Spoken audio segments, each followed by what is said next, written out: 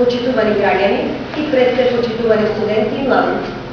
Денешниот прес на Социјалдемократскиот сојуз на Македонија го посветуваме на високото образование, чието срушено достоинство и загрозена автономија од оваа ненародна власт, СДСМ ќе ги врати на достоинствени позиции кога ќе се врати на власт по изборите.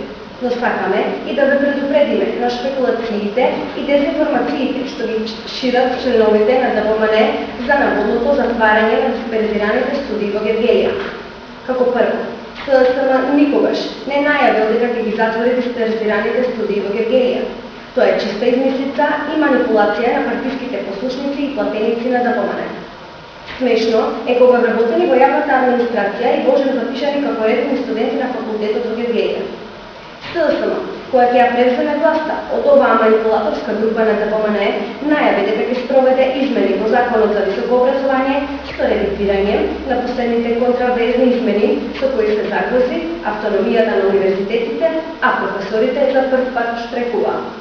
Исто така, СДСМ најави дека по освојување на власта од ДПМН ќе поведе грижа за подигнување на квалитетот на наставната дејност на факултетите, што ќе се оствари со издвојување на модерни средства за реализација на практични вежби и теренска настава. Воедно, СДСМ најави дека ќе преиспита дисперзијата во високото образование, особено таму каде што не се исполните условите за наставата, пред се во средините каде што постојат по десетина запишени студенти и нема услови за академска настава. Ова е генералната политика на СДСМ на централно ниво, за која стои и општинската организација во Гевгелија. Затоа, сите манипулации дека ќе се затвараат факултети се партиска предизборна небулоза на загрозените профитери од ДПМН, кои постигнале да манипулираат и со студентите за да ги задржат гласачките позиции на ДПМН. Почитувани, ние од СДСМ им се обраќаме на студентите од факултетот за туризам и бизнес логистика во Гевгелија да не наседнат на провокациите на ВНР ДПМН. И јас сум студент и знам дека има и погорливи теми со студентски протести.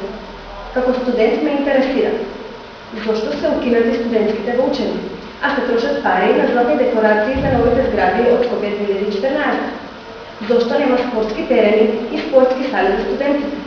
На гевгелиските студенти единствената рекреација им се само 30 скалила до горниот спрат на зградата во Пионерски дом, каде што се сместени 600 студенти во 2 училници и една голема театарска сала која не притиснува. Има ли потреба да прашам? Зошто нема лаборатории и кабинети за настава, туку мора да се учи само со предавање на професорите? Тоа се само дел од темите за кои треба да се борат студентите. Ако не сте знаели, СДСМ знае дека факултетот во Гевгелија не е дисперзиран. Тоа е основа со седиште во Гевгелија, а му припаѓа на универзитетот Гоце Делчев во Штип. Има своји дисперзирани студии во Скопје и Штип со запишани околу 700 студенти. Значи станува збор за факултет со корени во Гевгелија и со бројка на дисперзирани студии кои не ја загрозуваат нејзината имена. Партиските гласници да не препишуваат пресови од студентскиот парламент на Универзитетот Свети Кирил и Методи и од партиски поставениот претседател Иван Живковски, кој што кога требаше да ја брани автономијата на универзитетот, одбра да штрајкува против професорите кои имаат уставно право и обврска да се борат за автономијата на универзитетската села. Почитувани, она што го прочита божемите душегрижници од студентската организација во Гевгелија е препишан прес одржан во Скопје на 29 април. А ние во СДСМ сметаме дека од луѓе без идеја нема режим, а од препишувачи пак само чиста штета. Сакаат да ни накараме проблем каде што го нема, заради своите политички поени, односно поени во ДПМН. За читачот на препишаниот предпоставуваме дека му е лесно да биде работно ангажиран од Министерството за информатика, да држи настава во општинските основни училишта, да е добитник на тендери за набавка и инсталација на системи за видеонадзор во сите јавни установи во Гевгелија, општинските училишта, јавните згради во општината.